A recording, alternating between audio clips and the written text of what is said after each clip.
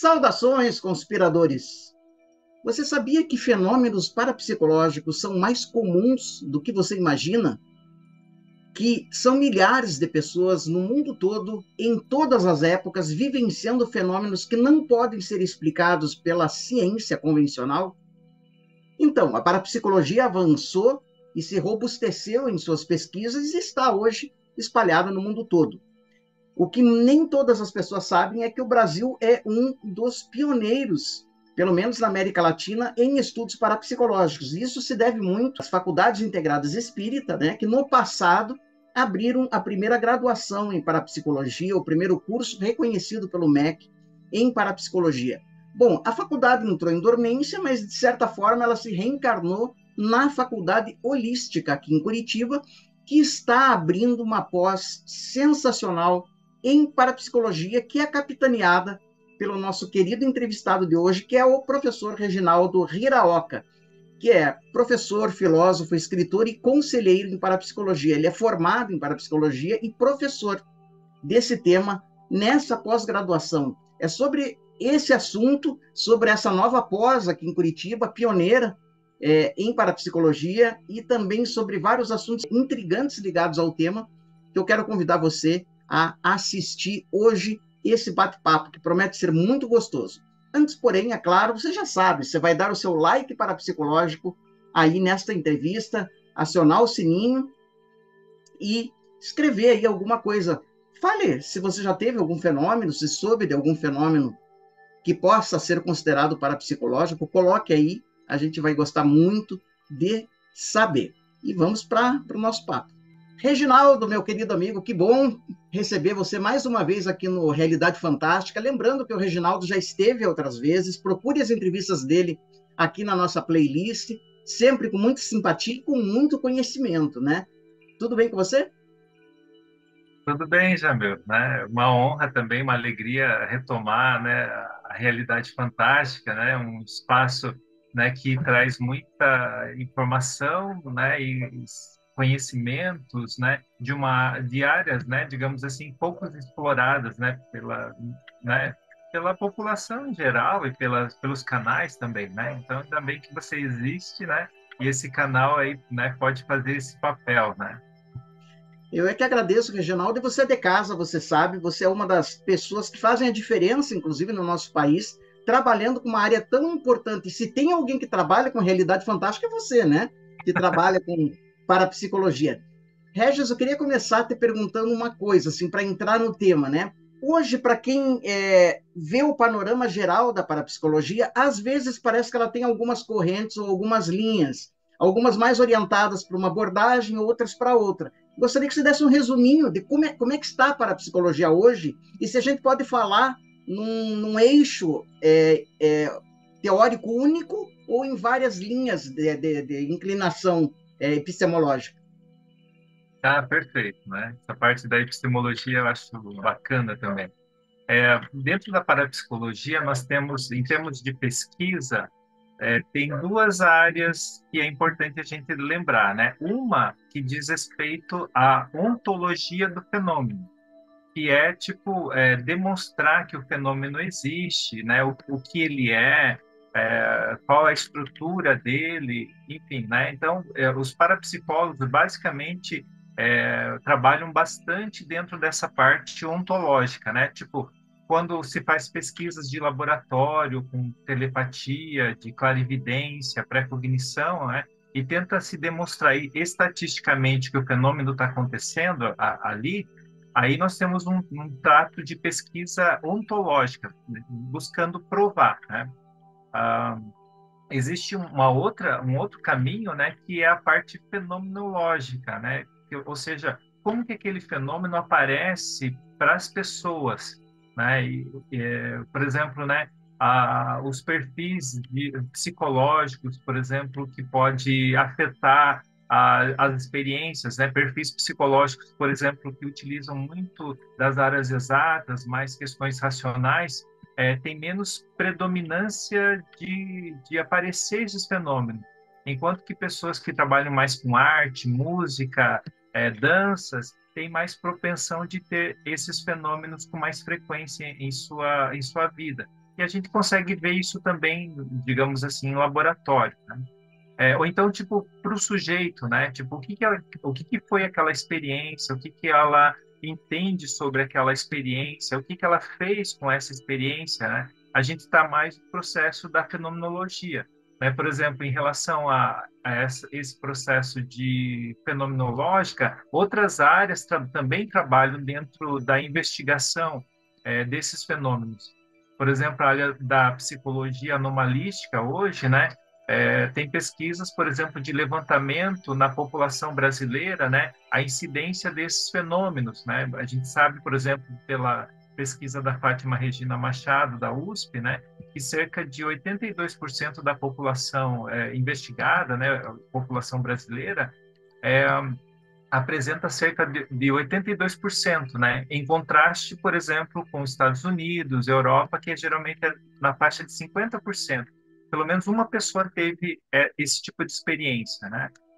Então, daí tem essa abordagem mais fenomenológica, né? Ou, por exemplo, se mais homens, mais mulheres têm esse tipo de experiência, crianças, adultas, né? Então, aspectos, por exemplo, sociológicos em torno desses fenômenos também, faixa etária, né? Enfim, então, esses são tipos de pesquisa ligado a entender, né? Tipo, em que contexto isso acontece, né?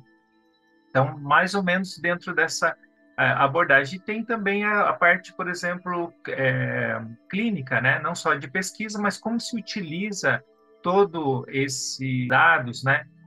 De pesquisa ontológica quanto fenomenológica para ajudar as pessoas que vivenciam isso, esclarecendo, né, que esses fenômenos acontecem ao longo da história, né, em várias culturas, né, inclusive existe outros animais também, além do animal humano, né, que tem relatos desse tipo de experiência, né, e que tinha uma época que era associada a esses fenômenos, né, a processos de doenças mentais, né? Hoje isso já é descartado, por exemplo, né? Já sabe-se que esses fenômenos acontecem com pessoas saudáveis, né? Inclusive, esses fenômenos estão associados também à espiritualidade. E a incidência de espiritualidade, né? Ela vai muito mais em direção à saúde, né? Do que à doença. Então, esses tipos de pesquisa, né, ajudando as pessoas a entenderem o que se passa com elas, que fenômeno é esse, né, é, que literatura tem sobre esse assunto, né, isso é uma parte também da educação em parapsicologia, que é a parte, por exemplo, tanto individual, que é a parte clínica, quanto coletiva, que é, por exemplo, dando aula sobre isso, ou então, por exemplo, aqui nós estamos numa orientação coletiva, né? É um espaço onde se dá essa parte de você comunicar, informar, esclarecer sobre esses fenômenos. Sem dúvida, e é assombroso o tamanho, né, da incidência desses fenômenos, você acabou de falar, principalmente aqui no Brasil, né, e que requerem um Sim. esclarecimento. E isso é bem importante, porque às vezes a compreensão que a pessoa tem sobre a experiência pode ser tipo um tipo de informação que às vezes não é tanto real, né? Por exemplo, ela associar aquilo ali, por exemplo, a que ela está sendo perseguida por um demônio, né? Ou então está sendo, enfim, né? Que é uma coisa negativa, que ela vai ficar doente, que agora, digamos, nos sonhos de pré-cognição, né? Que agora ela não pode sonhar que depois vai acontecer aquilo ali, né? Então ela traz uma série de questões, né? Que ela pensa sobre, claro, não sabe que isso é possível, como que acontece, né? Enfim, né? Como que administra isso também. Então vem com uma série de medos que a gente vai dando informações seguras e a pessoa fica mais tranquila e pode também utilizar-se dessas capacidades para um autoconhecimento, para perceber que existe outras habilidades dentro do ser humano que não apenas, né, tipo, os cinco sentidos, as capacidades de ver, ouvir, sentir, degustar, né, cheirar, enfim, né, tem outras, né, que comumente a gente chama de sexto sentido. Fantástico. Reginaldo, me conta uma coisa, para quem é leigo e vê assim de fora, né, pesquisando assim en passant a literatura, ela pelo menos identifica algumas tinturas, como é que eu posso chamar assim, ideológicas que às vezes se agregam à pesquisa parapsicológica. Então ela pode conhecer a parapsicologia cristã lá do Padre Quevedo, ela pode conhecer a parapsicologia espírita do Hernani Guimarães Andrade, ou a parapsicologia mais, não sei se dá para chamar de científica, do Robert Amadou, do Heine, etc. Essas linhas realmente, elas existem, isso atrapalha ou ajuda a parapsicologia? São visões diferentes do tema. Você falou muito bem, né? Existem várias ideologias, né, em torno da investigação em parapsicologia. Aqui no Brasil, né, a linha, por exemplo, ou a escola quevediana, então atribuía muito a esses fenômenos, né, como associados a doenças mentais.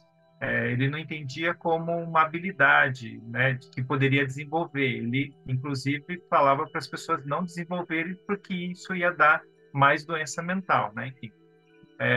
E também, tipo, o viés que o Padre Quevedo utilizava, porque basicamente ele vem também para o Brasil com o intuito de combater o espiritismo. E o meio que ele utiliza para combater o espiritismo é a parapsicologia. Então, aí tem um viés ideológico, entende? Então, e nesse sentido, ele não passa a mostrar aquilo que realmente a parapsicologia mostra, investiga, né? Ele tem um viés ideológico, ele vai usar, adaptar aquilo que a parapsicologia utiliza com fins católicos, né? E, inclusive, né, para combater uma outra religião, né? Enfim, né? Então, tem isso na escola, digamos assim, quevediana. Na escola, por exemplo, espírita, né, digamos assim, né, ou liderada principalmente pelo Hernani Guimarães Andrade, né, nós temos uma outra posição, né, que é os fenômenos que são já consagrados pelo espiritismo, né, em termos de dogma, em termos de religião, enfim. O espiritismo, né, e vários pesquisadores espíritas, né, querem também utilizar-se da parapsicologia, né, para mostrar, digamos assim, provar de que Kardec estaria certo, que a reencarnação estaria certa, que a mediunidade estaria, né, também, que seriam, digamos assim, algo já provado, digamos assim, né? Então, o uso da parapsicologia para provar já crenças, né, dentro da doutrina. É claro que é importante a gente destacar que existe o Kardec religioso e tem o Kardec pesquisador, né? Então, quem talvez seja interessante para a parapsicologia é o Kardec mais pesquisador do que a doutrina em si, né?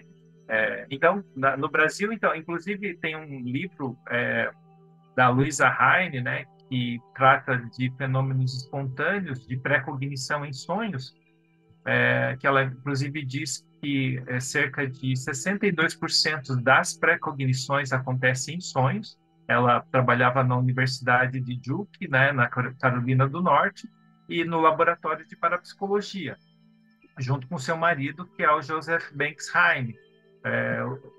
O marido dela trabalhava mais com a parte experimental, demonstração estatística, e ela coletava dados, né, digamos assim, né, de cartas que eram enviadas ali para a universidade, né? Então, e ela escreveu um livro chamado Canais Ocultos da Mente, né, lá, digamos, nos Estados Unidos. Quando ele foi traduzido para o Brasil, né, ele foi traduzido como Canais Ocultos do Espírito, né? Veja que a palavra, né, mente é diferente de espírito, mas ela tem a ver mais com a linguagem, como que os termos, né, do espiritismo, né? Então, para a gente ver que isso está muito presente, né, digamos assim, dentro do espiritismo aqui, né? Existe outra corrente que se diz, né, tipo, científica, né, digamos assim, né, que é liderado principalmente pelo Grisa, né, enfim, que utiliza-se mais da questão, digamos, das ciências mentais ali, né, reprogramação mental, hipnose. Ele trabalha mais com a questão do inconsciente, né, digamos assim, né. Mas ele diz, né, tipo, que ele é a escola científica, digamos assim, né? Mas, assim, se você for ver os dados que ele utiliza nos livros e tudo mais, né, ele utiliza mais aquilo que o Grisa, né, fez e estudou durante a vida do que pesquisa acadêmica mesmo, né? Enfim, né? Então é importante a gente perceber que são usos desse termo, veja, tudo para a psicologia espírita, católica, científica, né? Eu gosto muito da abordagem da Fátima Regina Machado, que ela tenta resgatar o que seria só para a psicologia, né? Que é o que é a parapsicologia, né? É a investigação desses fenômenos, né? Que parecem, né, digamos assim, terem algum tipo de comunicação ou interação extrasensório-motor, né? E que o propósito é a investigação acadêmica em torno disso. Isso é parapsicologia, né? Eu acho sensacional, principalmente essa abordagem acadêmica, essa preocupação com o rigor, que é uma coisa que você sempre fez, né, Reginaldo? Você sempre associado ao ensino acadêmico de parapsicologia. E aproveitando aqui agora, queria falar um pouquinho, que você nos contasse um pouquinho dessa pós-graduação maravilhosa que está abrindo agora na FAOL, na Faculdade Holística, aqui em Curitiba, em parapsicologia. Quer dizer, ali o aluno ele pode estudar primeiro à distância, só presencial, quais as linhas de pesquisa, o que ele vai aprender efetivamente, como ele pode atuar, enfim, dá uma explicação aí para gente. Então, aqui em Curitiba, então, foi criado a FAOL, né, que é a Faculdade Holística, né, e ela tem essa pretensão de trazer áreas, né, controversas, né, mas extremamente importante na investigação e na compreensão da natureza humana. E aí a parapsicologia é um desses programas também. Dentro desse programa, né, tem a questão, digamos assim, da formação geral desse parapsicólogo, é que ele vai poder, por exemplo, ensinar parapsicologia. Tá? Então, tem uma proposta educacional, né? Mas ensinar não é somente os termos, né, da parapsicologia, mas ensinar como se investiga. Então, um dos conteúdos que tem ali dentro do programa, né, é a parte, por exemplo, conceitual, histórica, né, que toda a ciência precisa ter, né, mas tem, tipo assim, como se investiga estudos de casos clínicos, por exemplo, como a Luisa Heine estudava, né? Cartas, né, relatos de pessoas, né? Quais são os critérios para a gente considerar um fenômeno paranormal de um fenômeno comum, por exemplo, né? Então tem toda uma metodologia em torno disso que é ensinada. Ou, por exemplo, está acontecendo um poltergeist, tipo que aqueles barulhos e objetos caindo, locais pegando fogo, enfim, né? Então isso tumultua muito a família de uma pessoa, né? Como é que se trabalha em torno disso, né? Por exemplo, como que aborda as pessoas que vivenciam isso, né? Qual que vem primeiro, né? Pesquisar isso ou tipo dar um apoio a essa família, né? Então, isso é uma coisa importante que, num certo momento da parapsicologia, somente investigava isso. Então, o apoio era muito pouco. Mas hoje a gente tem um pouco dessa orientação em parapsicologia, onde que o ser humano é o principal ali, né? A pesquisa, né? Ela vai acontecer, né? Mas de uma forma que primeiro se ajude a família que esteja passando por isso, né? Então, tem essa parte de como orientar também as pessoas que passam por esse tipo de experiência, né? Tanto a campo quanto em consultório, de forma clínica, digamos assim, né? Que a gente chama mais de orientação e aconselhamento em parapsicologia.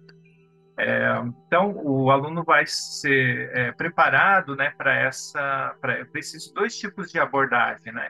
Mas outra parte também da pesquisa em parapsicologia, que é a abordagem experimental, onde se cria um ambiente mais controlado para que as pessoas vão nesse espaço e provoquem fenômenos ali.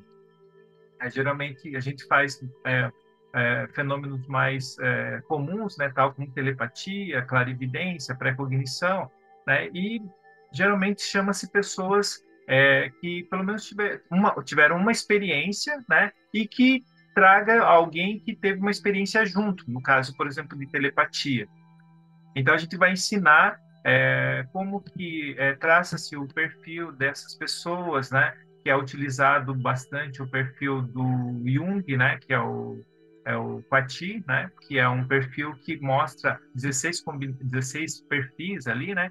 E tem alguns que se aproximam mais para que tenha mais experiências paranormais, né? Então, a gente vai também mostrar, né, como que são feitas isso, como se faz, por exemplo, alvos, né, experimentais, né, para fazer uma pesquisa de telepatia, você precisa usar esses objetos que são os alvos, para um transmitir para o outro, né?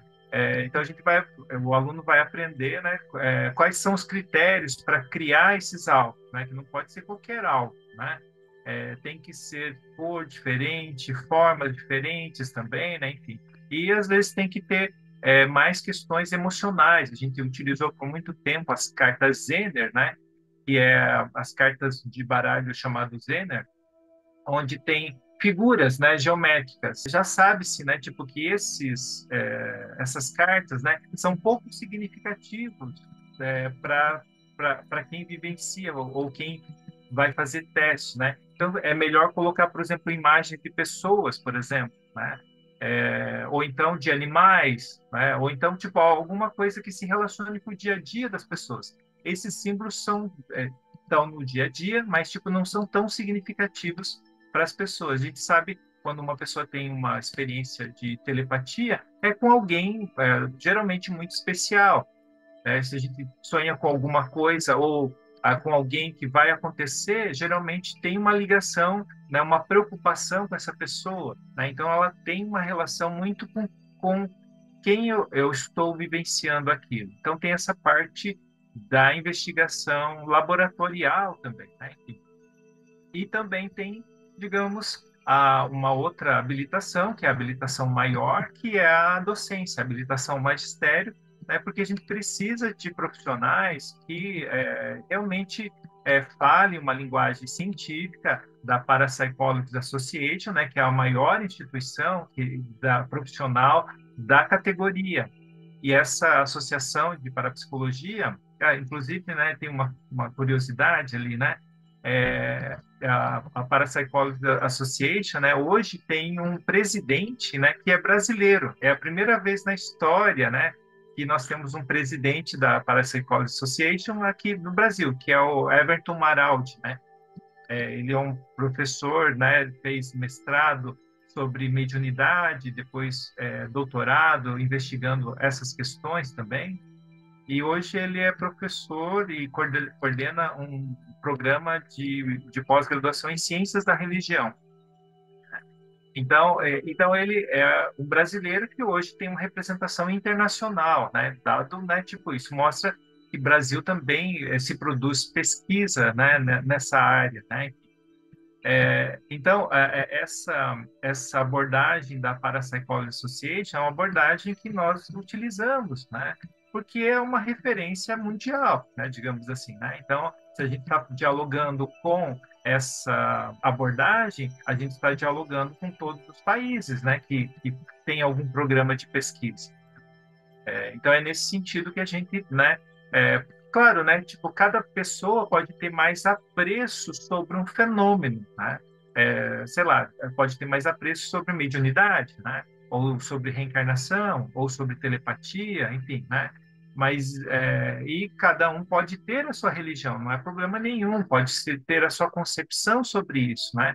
Mas quando a gente está, digamos, fazendo essa investigação, é do ponto de vista parapsicológico, né? E não do ponto de vista religioso, né? E, inclusive, pode ser colocado essas duas coisas, né? No diálogo também, né? Enfim. Maravilhoso. Olha, pessoal, você que está me assistindo, olha a oportunidade, porque aonde você vai encontrar um curso que tem essa isenção? Eu conheço o Reginaldo há vários anos, ele tem essa característica dessa isenção ideológica, ele te apresenta os vários cenários possíveis e te fornece essa formação sólida.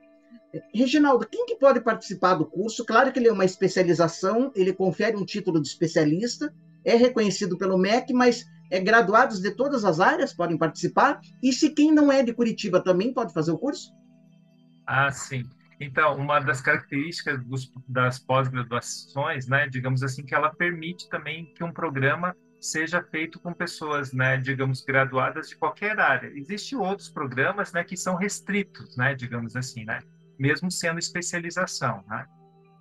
Mas no nosso caso, né, basta ter o que uma formação superior, e essa pessoa pode estar aqui, né, pode estar na Bahia, pode estar, digamos, Santa Catarina, enfim, qualquer estado, né, inclusive a gente, né, tem uma aluna, né, digamos assim, lá da Costa Rica, né, enfim, para a gente ter uma ideia, né, que, né, pode ser de vários locais, né, então. Reginaldo, a pessoa pode entrar a qualquer momento, porque eu já vi você dando aula, quando eu tive agora recentemente lá na FAO, estava dando aula, você também estava online dando aula. A pessoa ainda pode entrar no curso? Como é que funciona? Ainda pode entrar, né? Inclusive, né, as aulas ficam gravadas, que a pessoa pode assistir, né, ali também, né? Então, ainda é possível as pessoas entrarem ali, né? Tipo, fazendo a inscrição, né? Que está tudo, né, sistematizado ali no site, né, da Faculdade Holística, né? E aí recupera algumas aulas, né? O material didático está disponível, né, também nas plataformas da instituição. E a pessoa, qualquer dúvida que ela tenha, ela pode acionar também o professor ali, né, enfim, para esclarecer, né, os conteúdos ali, né? Então, todo o programa, né, tipo, tem uma base gravada, né, para a pessoa ter um parâmetro, né, ali mínimo ali, né, enfim. E tem as aulas presenciais, tem aulas online, né? Então ela pode fazer, né, à distância mesmo, né, enfim, que não há problema nenhum, né? Perfeito. Olha, pessoal, eu estou colocando aqui na descrição desse vídeo todos os dados para você conhecer o curso, a ementa, né? Eu acho que ali tem um conteúdo programado para você, de repente, inclusive, além do aprimoramento pessoal, quem sabe a oportunidade de uma nova profissão, né, Reginaldo? Porque Sim, né? tem campo, ao contrário do que as pessoas pensam, tem campo de trabalho. Tem campo de trabalho, é verdade. O Jamil colocou uma coisa bem importante, que é também a base do autoconhecimento, né? Então, e isso é extremamente importante, porque à medida que as pessoas têm conhecimento sobre essa fenomenologia, né, isso também gera, além do esclarecimento, uma ideia, digamos assim, que existe alguma coisa a mais dentro de mim, né? E isso, né, está presente na humanidade. Eu não estou isolado, eu não sou uma pessoa, né, que ao falar sobre essa experiência, né, não exista outras pessoas no mundo, né, que também não tenham esse tipo de experiência. Né? É importante a gente ter essa base do autoconhecimento, né? Inclusive tem uma disciplina chamada Vivências para Autoconhecimento, onde as pessoas vão é, pegando, né, tipo os testes clássicos de parapsicologia e modernos também, elas vão praticar isso, né, para verificar, né, até que ponto, digamos assim, ela consegue perceber onde que está, digamos, o acerto e o erro dela, né, sobre um alvo ali, né, de tipo de clarividência, né. Numa das aulas eu lembro, né, de uma médica, né, assim, e ela falou assim que nunca teve nenhuma experiência, né, paranormal, enfim. E ela, né, é muito racional assim também, né? E foi aqui dentro, por exemplo, de um teste de clarividência, tinha um objeto dentro de uma caixa, né, isolada, assim, quer dizer, ninguém tinha acesso, e foi sorteado dentro de com quatro caixas, né, foi sorteado uma, né, que era para as pessoas descreverem o que estaria ali dentro, né. E ela foi outros também viram, né, digamos assim, acertaram, né, qual que era o alvo, né, pela forma dele, né, que era circular e era, digamos assim, amarelo, né. Mas ela foi a única que disse que era uma lâmpada, né? Assim, de, assim, de imediato, assim, né? Enfim, né? Então, para a gente perceber, e aquilo ali surpreendeu ela se emocionou, porque aquilo ali foi uma experiência significativa para ela também, né?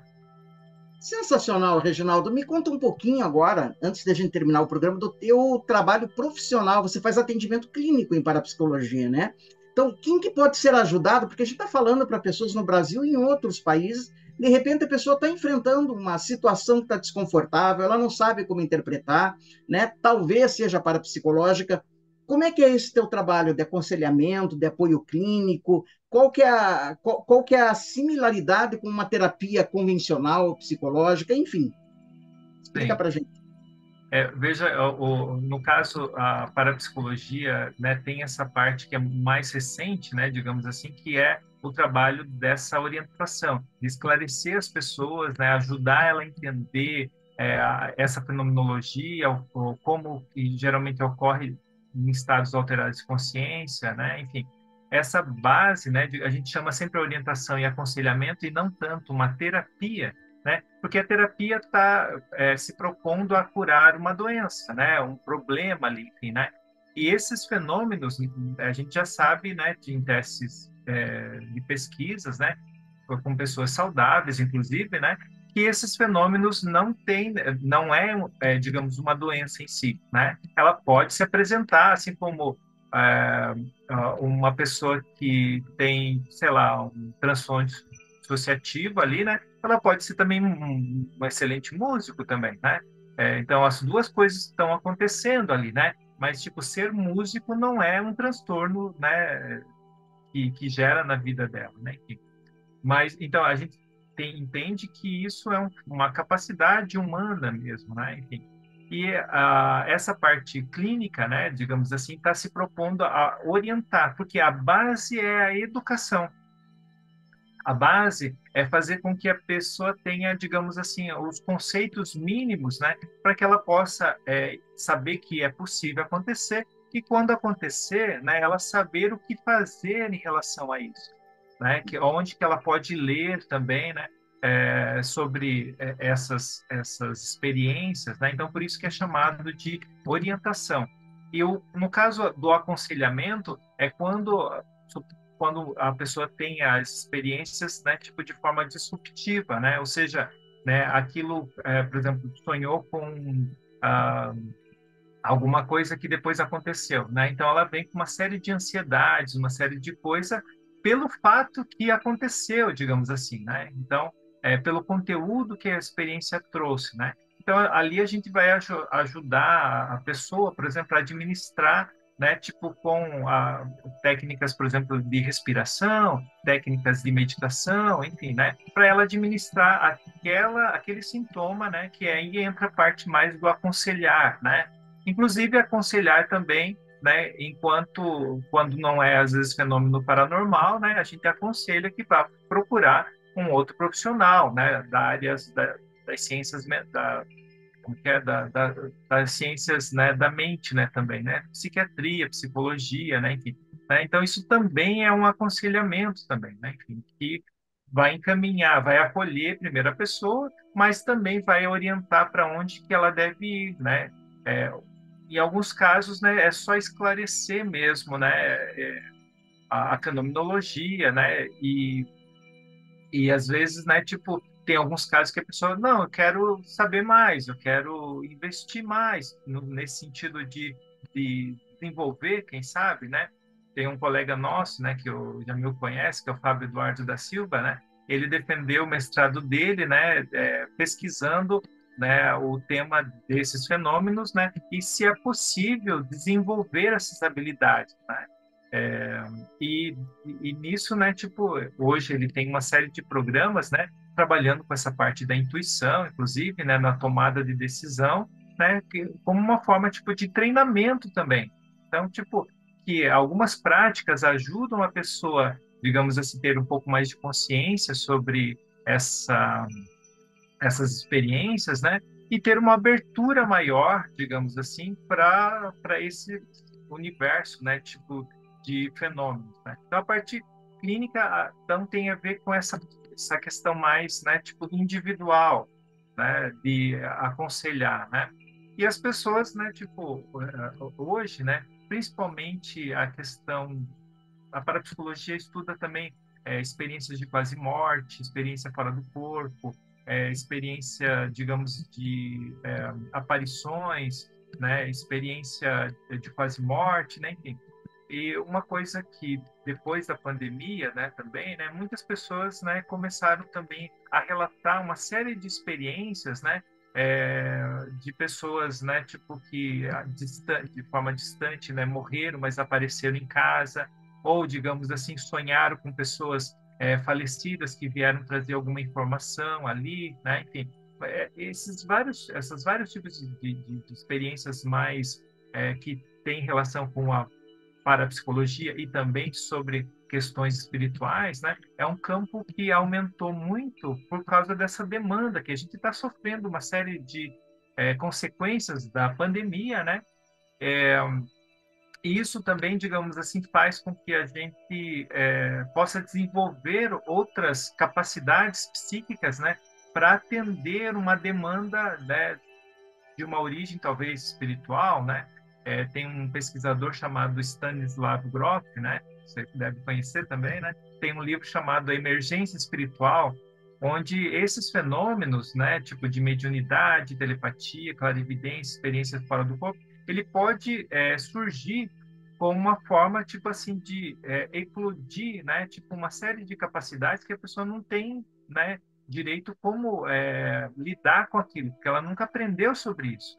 E uma das coisas que ele ensina, né, é você ter comunidades, né, tipo um grupo de pessoas, né, que falem sobre isso, né, sem preconceitos, que trabalhem com processos inclusivos, né, sobre essas experiências, né, porque, por exemplo, para nós, por exemplo, ver ou então enxergar espírito, às vezes, em alguns casos, a pessoa pode associar até uma doença mental. Se a gente for numa comunidade, por exemplo, que tem um xamã, né, ou então na comunidade ali, né, ver espírito é o mais comum, né, digamos assim, né? O que não seria comum é não ver, né, digamos assim, né? E o tempo todo ele, assim, inclusive, fala, né, do espírito, né, das plantas, espírito dos animais, né, tipo da floresta, enfim, o tempo todo estão falando sobre isso, né? Enfim, né? Então ter uma experiência dessa natureza, né, para eles é comum.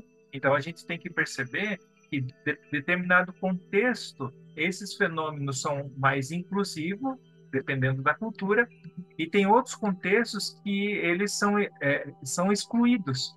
E claro, né, não só o fenômeno, junto disso as pessoas também.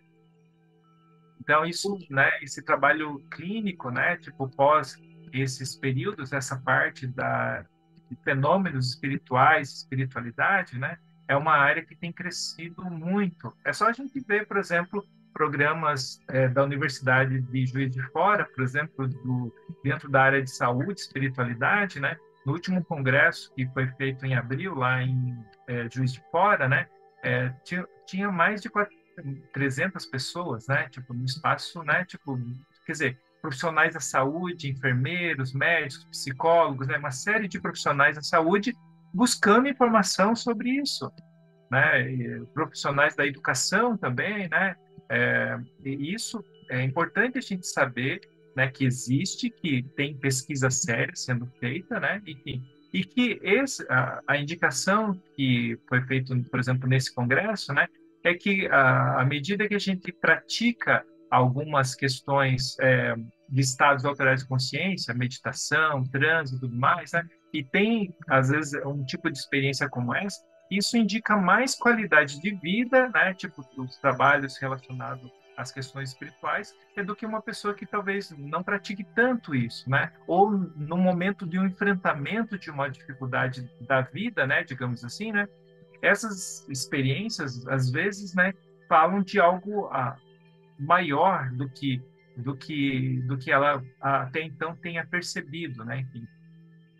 E claro, cada religião vai entender de uma maneira, né, digamos assim. O que é mais importante é a gente entender que dentro desses fenômenos, independente da cultura, ela acontece, né, na humanidade, na história da humanidade, né, enfim, né? Então vai acontecer no espiritismo, no candomblé, na umbanda, né, digamos no budismo. Então são experiências humanas. É claro que cada religião também vai dar um colorido, vai dar uma interpretação sobre conforme, né, a sua tradição ali mesmo, né?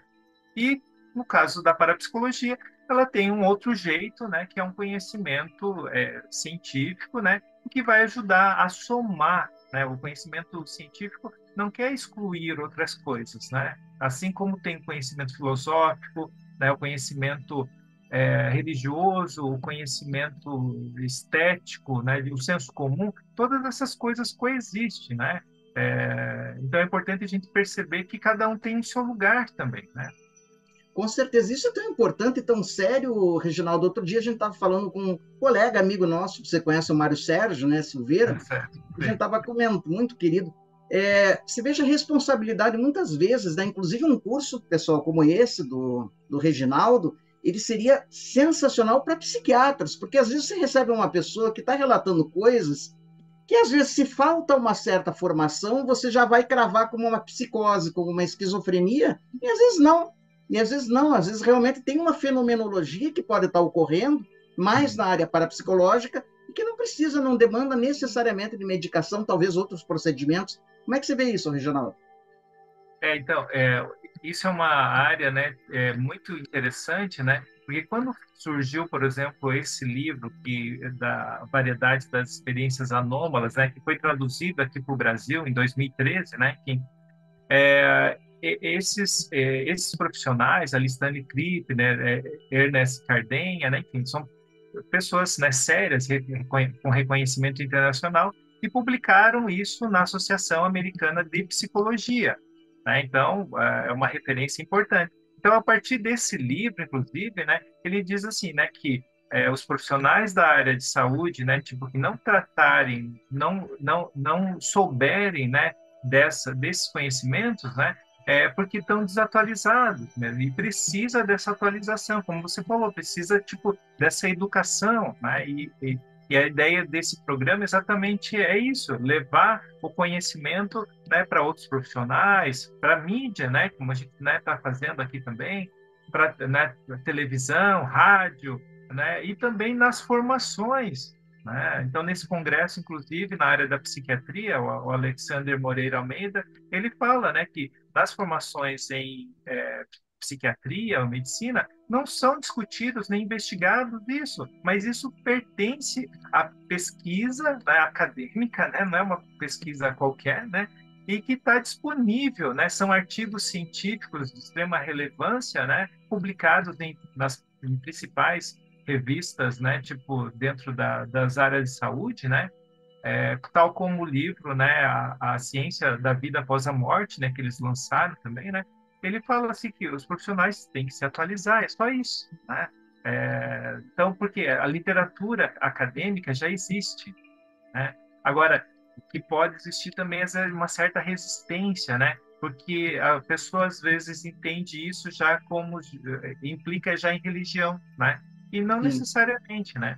Inclusive eles falam uma série de protocolos, né, que profissionais da saúde, né, poderiam utilizar, né, no acompanhamento de pacientes, né, que pode relatar esse tipo de experiência. Então Perfeito, precisa dessa atualização profissional mesmo. com certeza. Perfeito, Reginaldo. Qual que é o título exato da pós-graduação mesmo que você está É oferecendo? Parapsicologia com habilitação a magistério superior. Maravilha. Pessoal, então na descrição desse vídeo você vai ter todos os dados para conhecer tanto a pós-graduação como o trabalho clínico do Reginaldo. Você de qualquer parte do Brasil e até do mundo pode cursar a pós-graduação, pode apelar ao Reginaldo, os conhecimentos. É uma das pessoas mais sérias que eu conheço. Vocês viram, é uma simpatia, é uma pessoa equilibrada, é uma pessoa com um arcabouço de conhecimento sensacional. Realmente vale a pena, você abre horizontes. Esse conhecimento é o conhecimento que abre horizontes.